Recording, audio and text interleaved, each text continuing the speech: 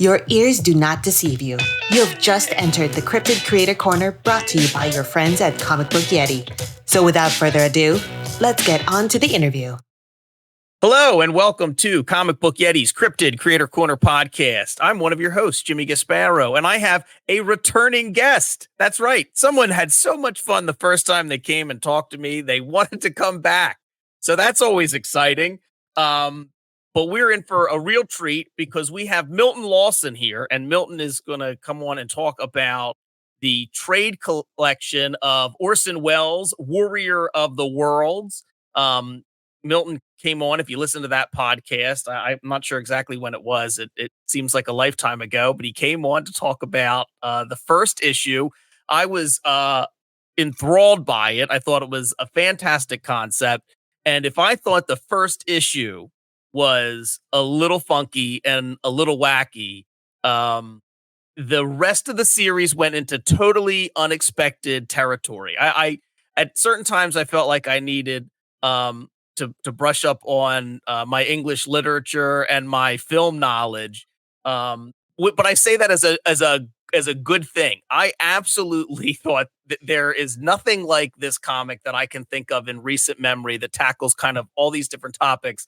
And the last couple of issues, I mean, it just goes completely off the rails in like such a great way.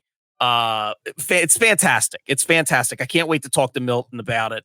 But please welcome to the podcast, Milton Lawson. Milton, how you doing tonight? Hey, Jimmy, thank you so much for having me back. And I had such a great time the last time we talked. Speaking of going off the rails, we might have gone off the rails a couple of times during that interview as well. But I really appreciate you having me back on. And I'm glad you got a chance to go further in the Wellesian journey there. Yeah, no, I appreciate you sending along like the entirety of it, and I'm almost through all of it. Like we talked about before we started recording, that you had sent it over, and I got through most of it. I think I have like 15 pages to go, so I can't wait to like see how it all wraps up. But I mean, there were so many unexpected turns in this, and that's really what I love about it. It's one of the things I just love about comics, especially.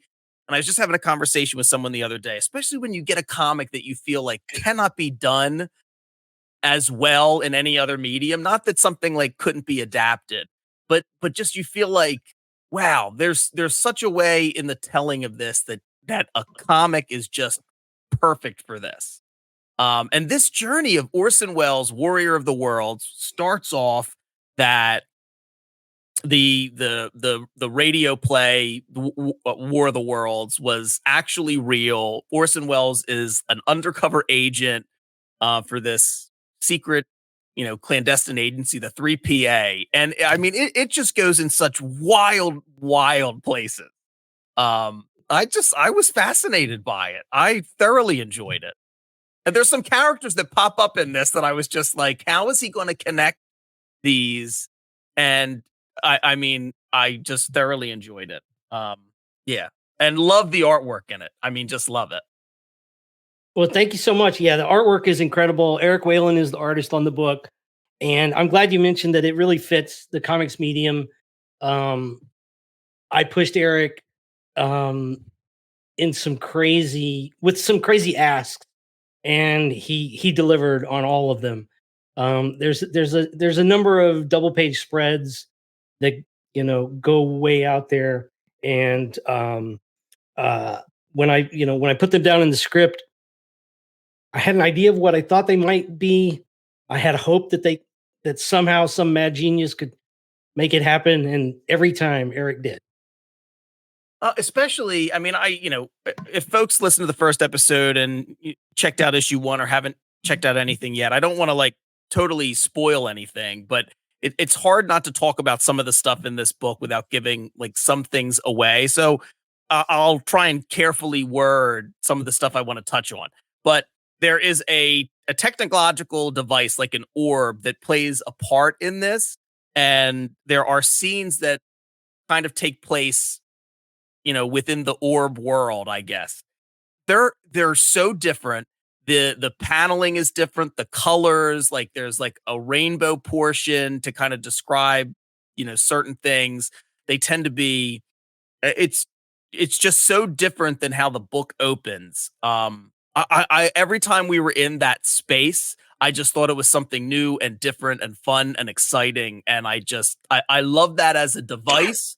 And I loved how Eric drew it. I loved how it looked. Yeah, there were a few spots where I you know, for lack of a better comparison, we've got a little bit of a TARDIS type of thing happening here. And everybody knows all of the dimensions and patterns of the TARDIS, but that's through years and years of trial and error. And this is our one time to do this in this one book. So there were a couple of moments in particular where we're conveying a little bit of a difficult mixture of realities and what you're seeing and what your frame of reference is important just from a pure plot point of view, but also from an aesthetic visual point of view. And there were a couple of times where I didn't know how to solve the problem, and Eric just completely nailed it with his art. So thank you again, Eric. Yeah, and I mean, you're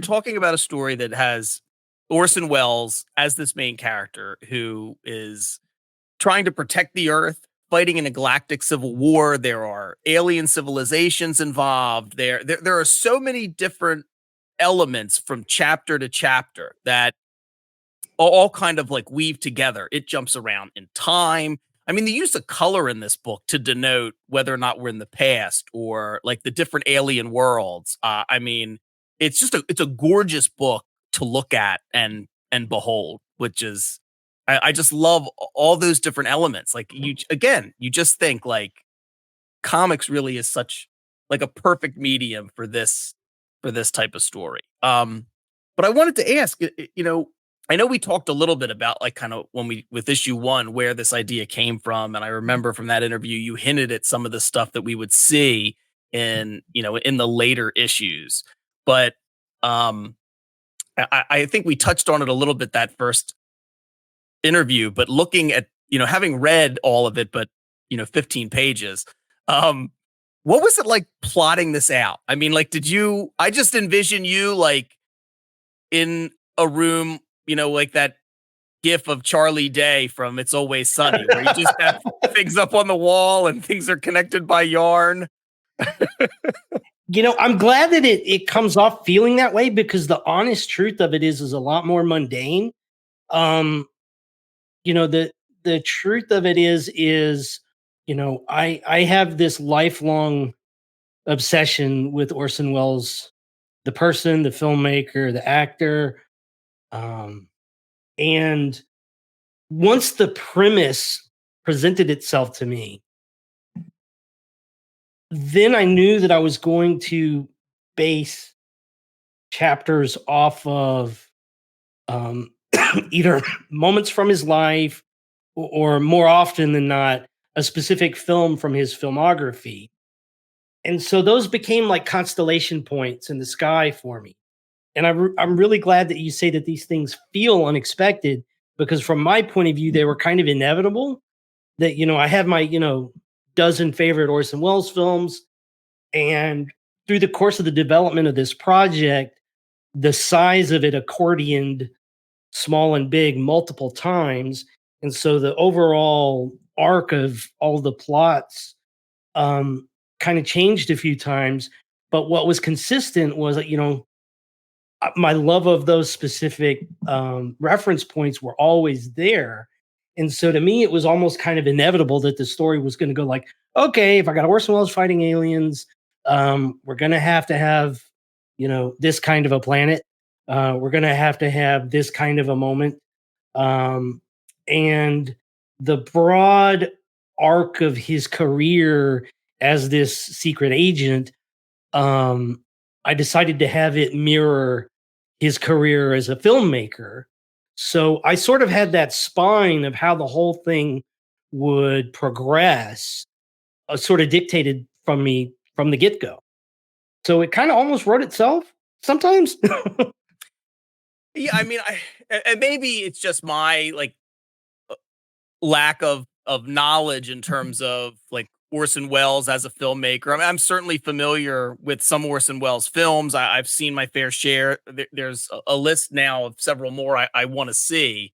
So maybe, um, maybe if I had more of that background, I mean, I feel like there would be Easter eggs or things in this that I would instantly like recognize if I knew more of that Orson Welles film language. But even without it, just as somebody who loves comics and loves film, um, I certainly appreciated it. And I just thoroughly enjoyed it. Like I wanted to know more about what those connections were. Especially with some of the films that I maybe haven't seen in a while or only tangentially familiar with when you get into like the later chapters and you're referencing like the Magnificent Ambersons and the Other Side of the Wind. Um, Yeah, and that's what I'm here for. I'm here to give you more homework. No, I mean, there's a certain playwright that shows up at one point, and I was like fascinated by that, and like this, just on And one that was level. kind of bullshit, right? I mean, I once the idea, I had to sort of, once I had the idea, I couldn't go away from it. Like it had to happen, Yeah. Well, but though this like this idea though, and when we meet this one alien species earlier on, and you're kind of, it feels like you're drilling into this concept of the importance of like imagination, the ability to like envision these things and the ability to use your imagination, your words, your gifts to create art.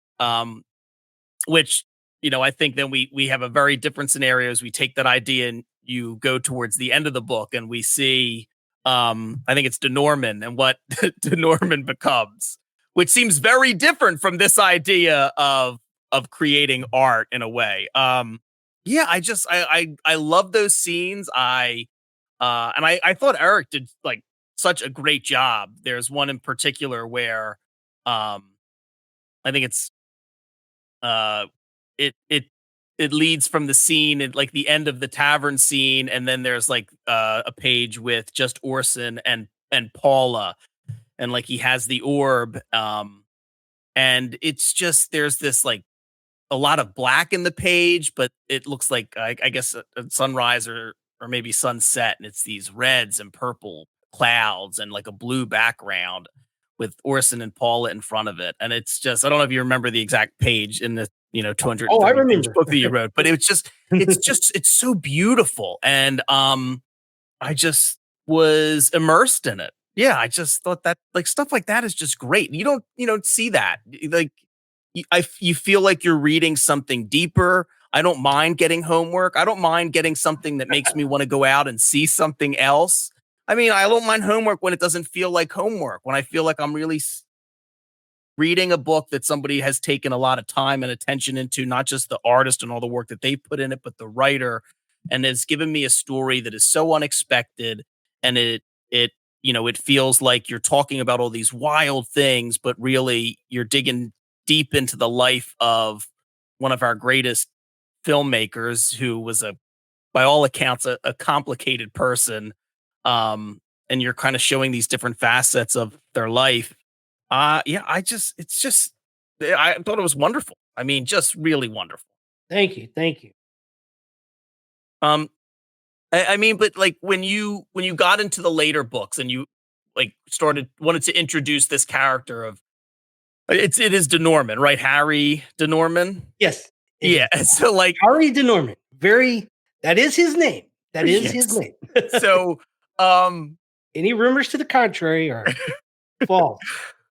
Well, when you get into this character, I know I'm kind of being vague about it, and listeners are like, "What are you talking about?" Well, listeners, you're going to have to read it. Just trust me on this one. But when you introduce a character like that, like was that something that you? He's a very big antagonist. He is. When you introduce a character like that, who is this force, juxtaposed to Orson Welles and the antagonist in these later issues, was that something that was planned all along? Did you feel like having to bring in a character like that was, inevitable? Was that something that you found along the way as you were writing it? This was actually something that I can also be a little bit of a fan of, because this was one of the bigger points of feedback I got from one of my trusted writing friends. Um, in initial drafts, there are kind of two primary antagonists in the story, and the one that's more historically accurate and more historically true to the actual Orson Welles story is in the book, and is someone that I personally have a good amount of animosity towards. But I just don't think he's a big enough of a bad for the stakes of the story as it developed. And a friend of mine suggested going more universal, and the more universal choice was what became this Harry de Norman character. And thankfully, it seems like a perfectly organic, natural evolution of what was started. But that's just some theft by me. Really good theft. So, but is the subtext of this like your I guess your is this a little bit of like you coming through in terms of your overarching like thought about film? Sure, sure. I mean, or maybe the subtext is text. yeah, well, it's a little bit of both. I mean, the basic parameters here is, I root for underdogs when I watch sports, so I'm usually disappointed. Um, and the key story of Orson Welles as a filmmaker, if you're only going to take one chapter from his um, long history as a filmmaker, was the excuse me, was the battle over Citizen Kane, and the battle with his second film. It was kind of a like a casualty of the Citizen Kane War was uh, the subsequent basic murder of his second film. His second film was sabotaged by the studio and literally cut to pieces while he was away in Brazil. And it was because the studio just hated dealing with Orson Welles, because he was this mad genius artist that they couldn't control, and he got in trouble with the Hearst Empire by basing a film off of Hearst. Yeah. And it shook Hollywood to its core.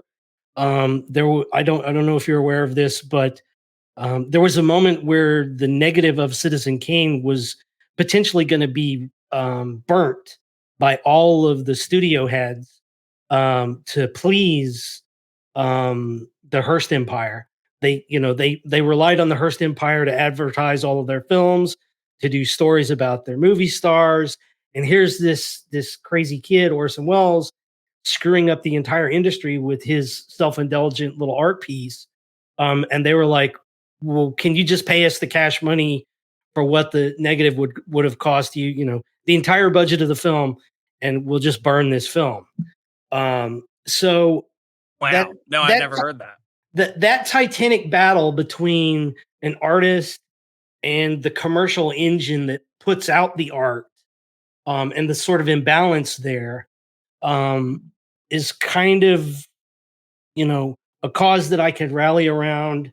And whatever faults Wells does have as a man and as an artist, on that one, I think it's pretty clear cut. He's fighting the good fight. Yeah, I mean, certainly. With drastic measures like, to go to such lengths to destroy the film. Yeah. Yeah, I'd never heard that. Wow. Yeah, there's a movie on probably HBO Max, I think. It's called RKO 281. And it stars Liev Schreiber and John Malkovich playing Orson Welles and Herman Mankiewicz. And it's about the making of Citizen Kane. And that scene is one of the pivotal scenes in the film. So Yeah, I definitely recommend that one. Oh, okay. Yeah, I mean, I've heard of that. I haven't seen it though, but yeah, I'll add it. More homework. Just keep More adding to the homework. list, man. Keep adding more. Let's go. Let's go through all the. I do like watching clips of like Orson Welles later in life when he is just. There was no one better than Orson Welles when he really had a target to go after. Oh yeah, yeah. He was in DGAF mode quite frequently. Absolutely. And look, but for listeners, I don't want them to think that, this isn't like an action-packed, you know, graphic novel if they are going to get it. Not only are there scenes in, spaceships fighting aliens, the aerial battle is, I mean, phenomenal. I mean, Eric blew that out of the water. I mean, that there are just pages and pages of an aerial battle. Orson Welles on the wing of a plane, like flying through the air. I mean, it's like larger panels, a couple inset ones. It had to be so difficult to try and like plot that out, and no one panel or moment kind of get lost. It just all flows well. It looks great. I love like the light bluish green, of the Yeah. sky Yeah, the and those colors on it are panels. amazing. Yeah. Just amazing. I mean, it is like for essentially a comic book that can also be read as like an allegory of like Orson Welles' trials with getting films made or his directorial style. It is unbelievably like comic book action packed. Yeah, I've tried to mix the drama and the action in equal measure. Yeah. Well, it's successful. And I love how then when we go to a new chapter, we're back into like the past and the black and white of it all. I love the cast of characters that we meet. I mean, some of the chase scenes, there's a scene where Paula and is it Gilbert like lose Orson for a bit and they're kind of Yes. on their own. We meet some other like uh Rosencrantz to bring Shakespeare back in. Rosencrantz and Guildenstern are very interesting characters who I just thought were like phenomenal. I'm glad they stuck around for as long as they did. Oh, I'm I mean, glad you said that because if there's ever anything more that comes out of this, I would love to do like a little one shot spinoff with those two characters. oh no, take my money. I would 100% be into reading like, you could do like something you could do like a little anthology that's like, 5 or 6 little stories about their adventures or them as private detectives or other things, other mysteries or capers that they've solved. And I would sign up for it 100%. Such Awesome. wonderful characters, very interesting skill set, very Yeah. much like them. Yeah, they were a welcome addition to the team. Yeah, but And weirdly enough, they were one of the first images that came to me. And they don't appear until like almost halfway through the book. yeah. Huh. Were they something that occurred to you and then you weren't sure how you were going to use them and you had to find a place for them?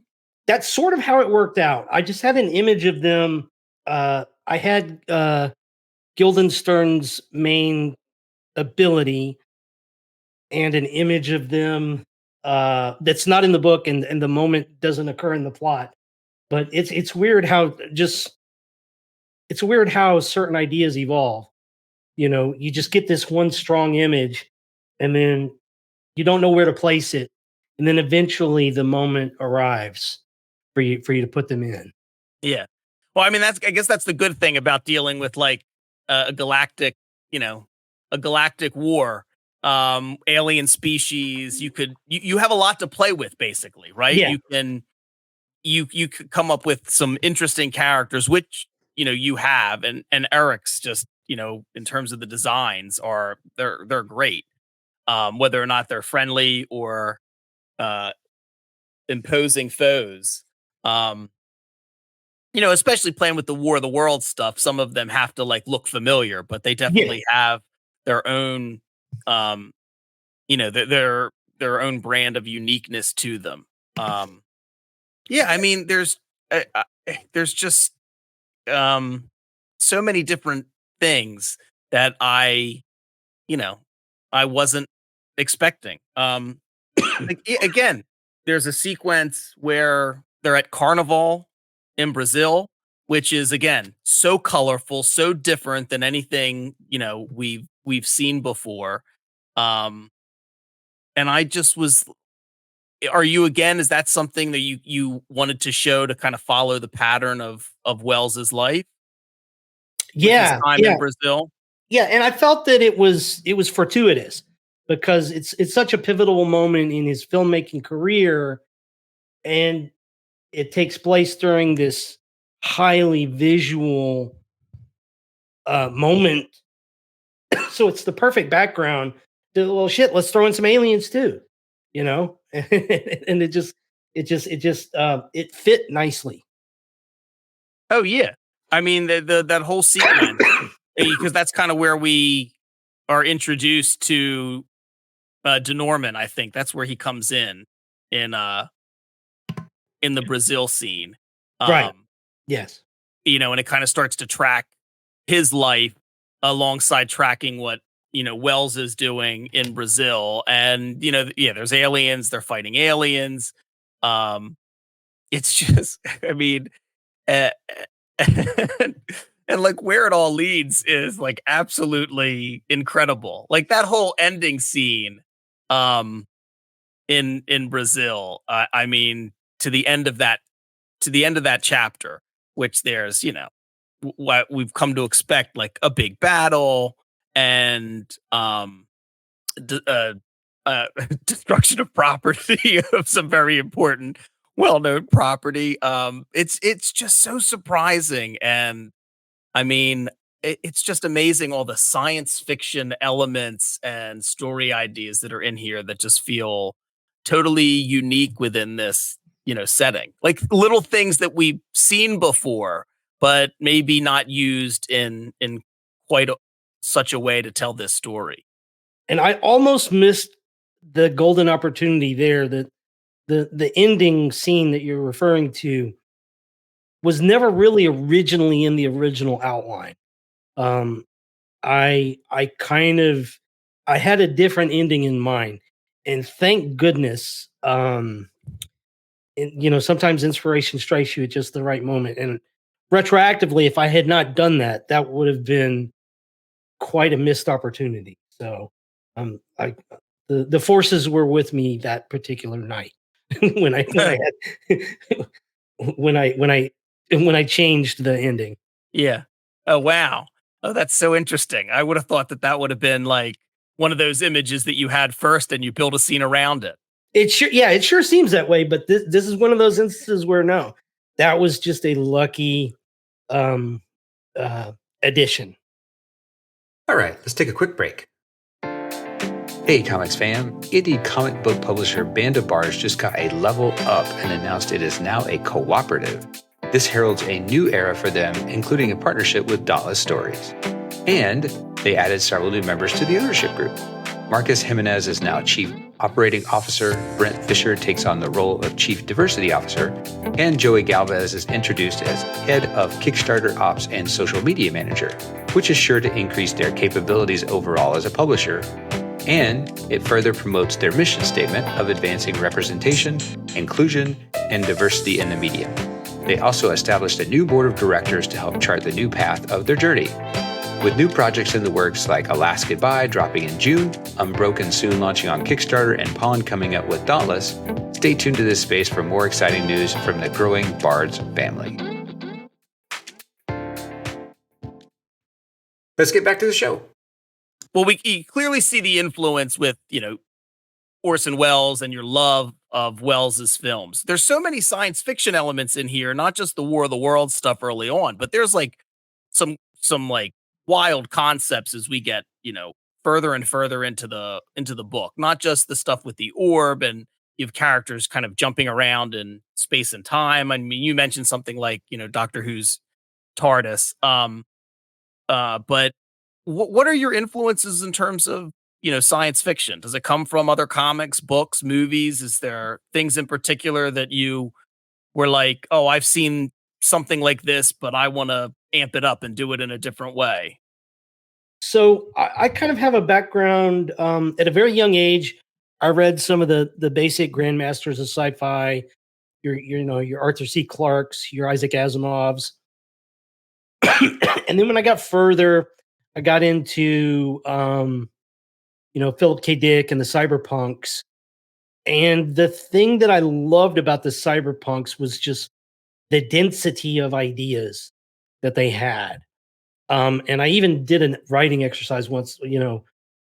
Some of my favorites are, Neil Stephenson, Bruce Sterling, William Gibson, of course. But Bruce Sterling has this collection called Schismatrix and Schismatrix Plus, I think. Are you familiar at all with this one? No, tell me about it. So it is, I guess if you're only going to read one cyberpunk book, it would be Neuromancer. I think if you're going to read two cyberpunk books, I think the second one should be Schismatrix Plus. And it's just an onslaught of technology and ideas and concepts. And I was so impressed by it. I literally took like a chapter of the book and I wrote down the number of ideas and divided it by the number of pages to figure out like how many freaking ideas can this guy fit into one page. Okay. And it was a staggering number. But the way my brain works on this sort of stuff, Sterling is great in developing you in a world where the technology is almost akin to magic. But it's definitely not magic. You can feel that it's technological in nature, but he's got just too many ideas to throw at you to stop and explain them. But I still have my grounding in, Isaac Asimov and Arthur C. Clarke. So there's a part of me, I'm a bit of a science fan. There's a part of me that wants to understand why the thing is there, why the thing works the way it does. So whenever I introduce sci-fi concepts, even if I don't put it in the story, I personally have to work. I've got to work out the fake physics for it to work. Mm-hmm. And a lot of that does translate when I actually get to the story. And I try to make it interesting and have a point other than just being, world building or something. Yeah. So yeah, even though we've got a little bit of a campy view of like early 50s sci-fi when the story starts, when you've got like the War of the Worlds. I kind of quickly segue it into deeper concepts and more mature sci-fi. At least that's my hope.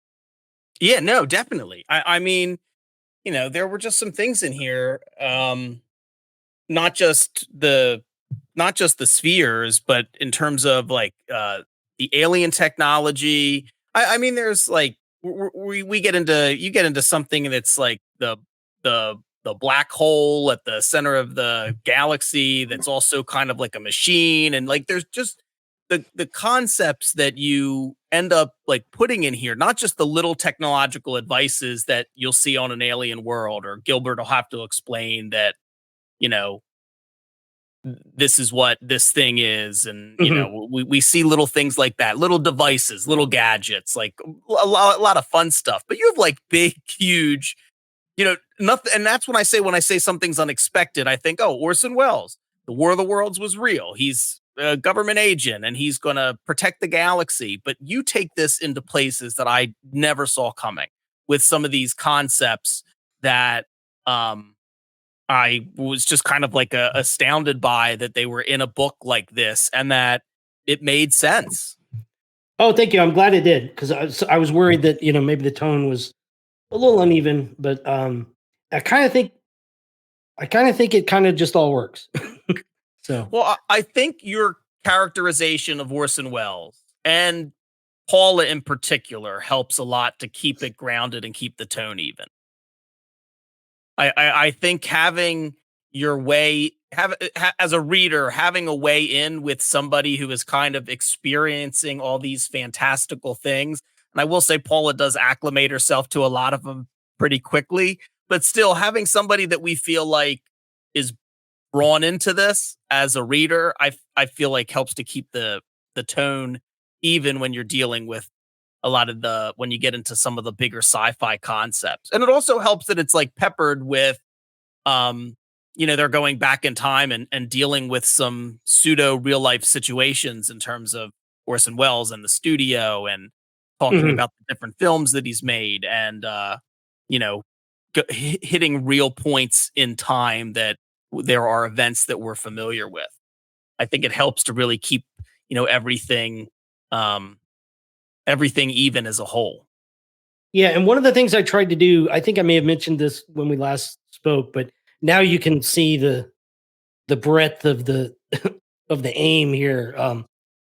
Even with all this crazy stuff going on, I tried to respect that every single detail that we know of Orson Welles' real life actually happened. And it happened the way that we were told it happened. And then there's just all this other crazy BS happening in the background. Yeah.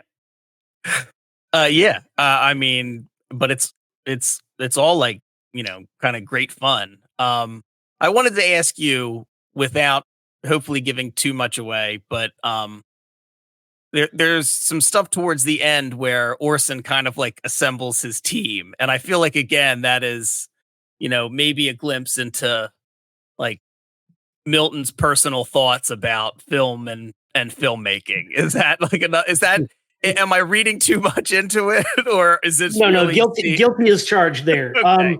As we reach the later chapters and the stakes escalate and the space operatics of it get even more off kilter, we depart from reality a bit towards the end.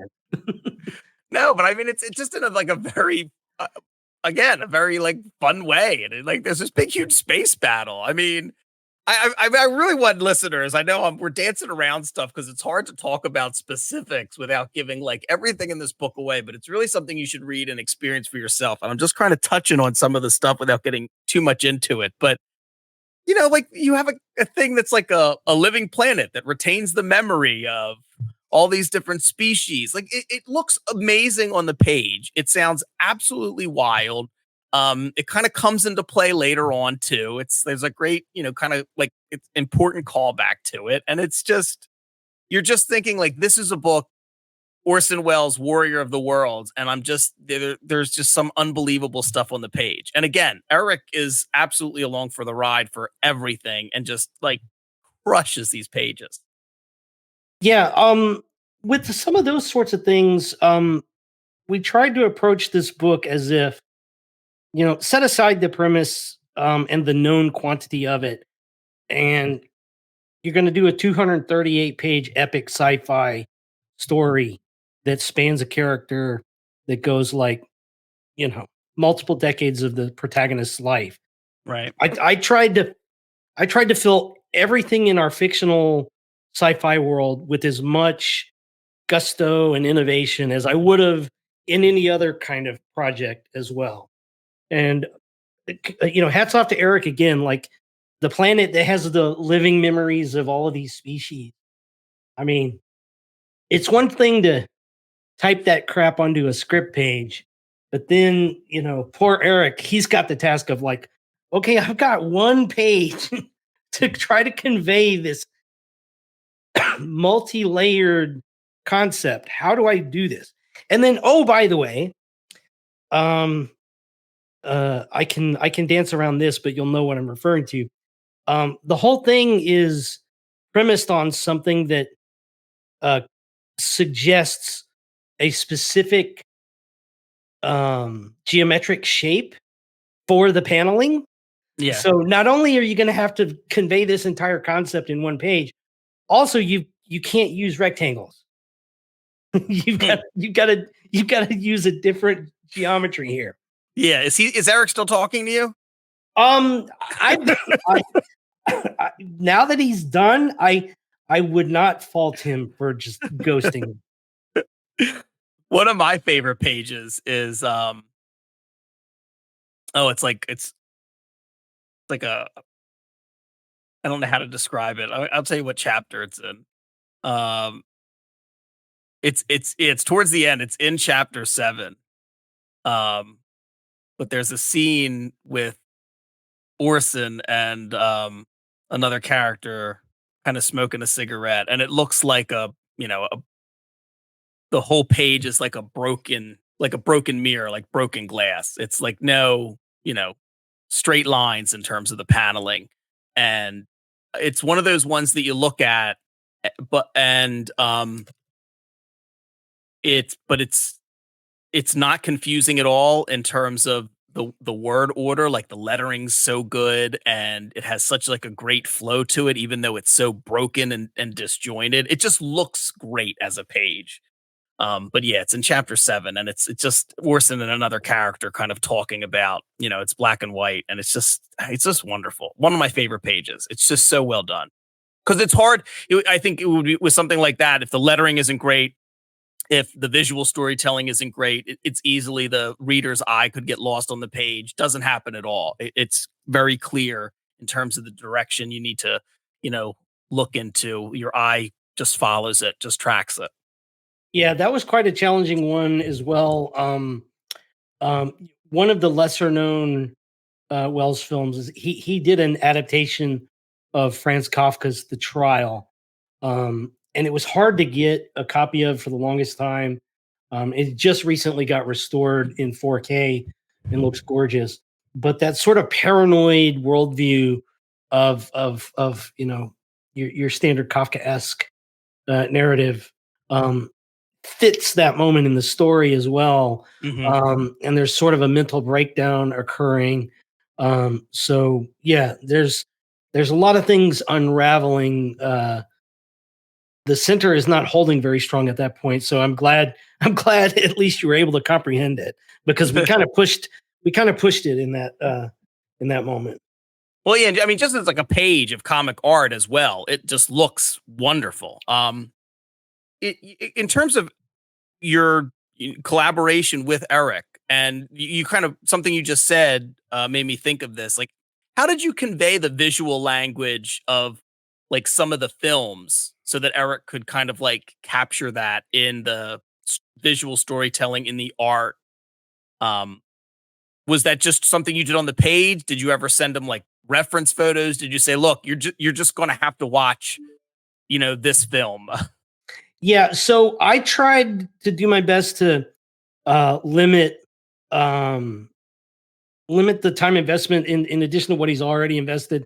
So I would put hyperlinks on certain words in the script and say, hey, this panel here could be reminiscent or very similar to this shot from this film. So the scripts are definitely peppered with heavy bits of reference. And it's a testament to Eric's skills as a visual storyteller that he was able to convey a lot of that without having to, sit through and watch entire films, Right. and just give the important ambiance and the important moments. And we got some feedback from someone who read the book recently. It was kind of fun that Eric responded back to me. He's like, "Oh, hey, that person liked that thing, and that's cool because like I had no idea what that thing was, and now someone does." So yeah, there's a lot of deep cuts in there. Oh yeah. Well, I mean, and that's got to be great for folks that are fans of Orson Welles and know his films well. Like I said, I know some of them, but even for someone who's not as well versed, I still thoroughly, enjoyed the comic. This isn't something that's like, oh, I got to be a fan of Orson Welles, or like you don't have to do any homework. You can totally just enjoy this as a comic, but and it's a wonderful story. But if it does get you in to check out some of the films of Orson Welles, then I mean, I think that's fantastic. Added bonus. Added bonus, absolutely. The last page of chapter 7, where kind of like I'll say De Norman's like final form is revealed, and I mean, when did you settle on that as an image? and I don't want to spoil it, but like Oh goodness. it's so good. So, um, like it was only half baked when it got put in the script. The Okay. thing that really elevates it, and you'll know what I'm referring to here, is like it's a combination of two known things. And one thing is a type of science fiction vehicle, Yeah. and the other one is a certain design influence. And Eric is the one that brought the design influence in that that makes the computation of like, oh, okay, so this is what this thing is. Okay. Yeah. And like several people have commented that they were particularly amused by that, and 100% of that is due to Eric's just mad genius. And he when he first emailed me his first sketch of it, and the coloring is key, and he sent the coloring. He's like, I don't know, is this too much? And I'm like, no, that's exactly it. Thank you. Yeah. Yeah, and listeners, like when you read it and you get to that point and you've already learned certain things about De Norman, but when you see this reveal at the end of chapter 7, I think a lot of things will click into place about that character. Yes. If you hadn't realized it before, but also it does it in a way that is still very kind of like over the top science fiction-y with just the right amount of whimsy. Yeah. Yeah. Some people Very well done. Yeah, some people will see this coming a mile away, and then other people will be like, "Oh, Yeah. that's what this is." Yeah. Yeah, I think so. I think that's probably the response. But so you said you talked about some getting some feedback from the book as like some of the issues came out. How has like the feedback been so far? Have you been encouraged by it? Yeah, I've been encouraged because and I'm sure you've had other creators on who've said something akin to this, but when you reach a certain point with something to where you can no longer evaluate it, not even subjectively, not even pretending to be some sort of semi-objective. There's just you lose all perspective, and it's just a thing. And so when we started sending it out, I had certain hopes that people would dig it, but I also had fears that people would be like, nice try, but this is horseshit. But I was I was I was so fortunate. Um, One of the things that has come about from the release of this book, we've announced a partnership with Hollywood screenwriter Ryan Christopher Murphy, who was one of the writers of the feature film Ready or Not, and one of the staff writers on season 2 of Castle Rock. He is partnered with us to develop a television adaptation of Orson Welles' Warrior of the Worlds. And he was one of the first people to get the whole book. Yeah. Most people had only seen first chapter, and sent it out to him. And after he had a chance to read it, he sent me a message back that was just, whenever you're creating something, you have you have this dream of the response that you want, and it was like the perfect response in every way, and it like exceeded my perfect response, and I was just so thankful.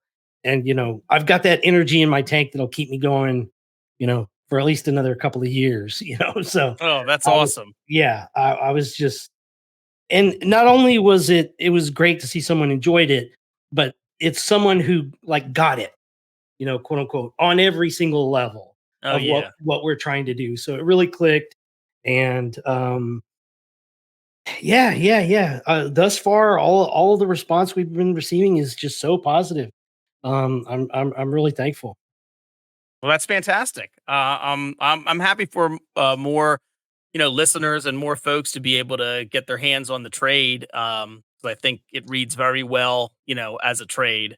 Although it's segmented enough, I'm sure it reads fine as single issues as well. But going through it today, I was hungry for more with the end of every chapter. I just really feel like, you know, I'm lucky enough when I get folks send me the comics beforehand to read before we can talk about it on the podcast. And I do read, quite a lot of comics. And when you just get something that you uh just haven't seen before, or you feel like somebody's really taking a big swing and just doing something that you don't see every day.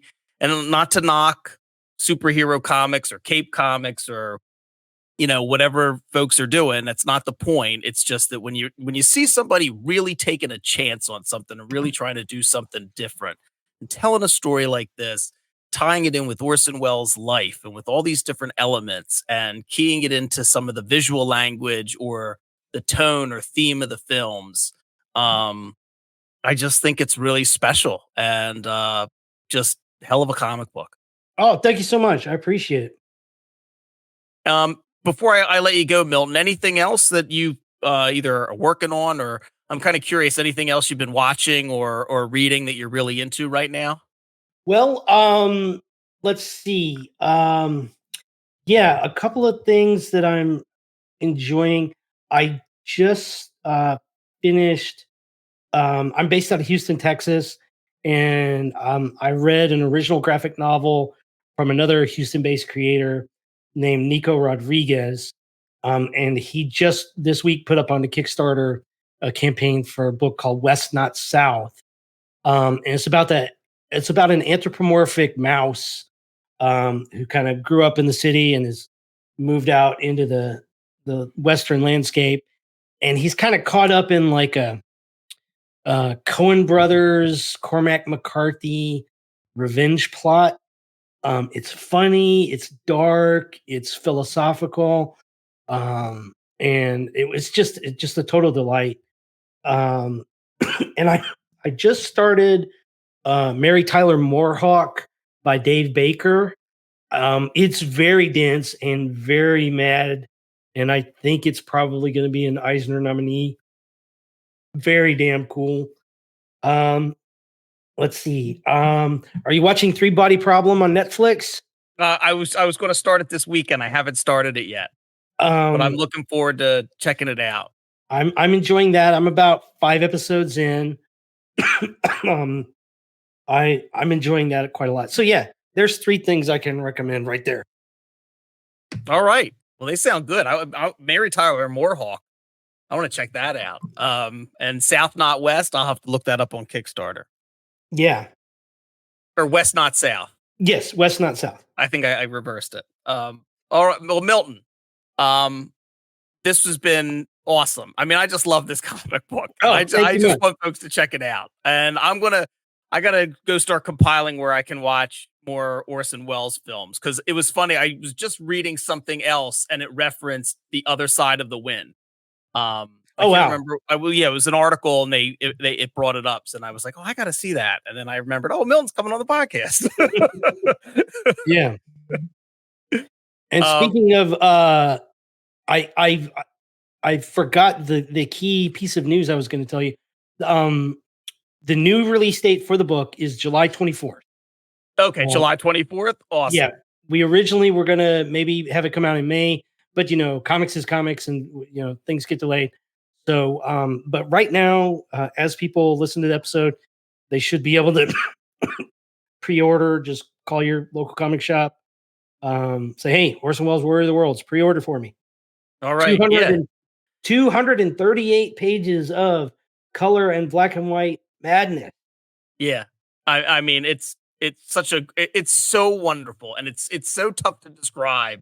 Like it really does have everything, but you talk about following that like backbone or spine of like, you had that spine of the book because of following like Orson Welles' career, but it's true. Like some of the other wilder elements wouldn't work as well if you didn't have that kind of like backbone to it.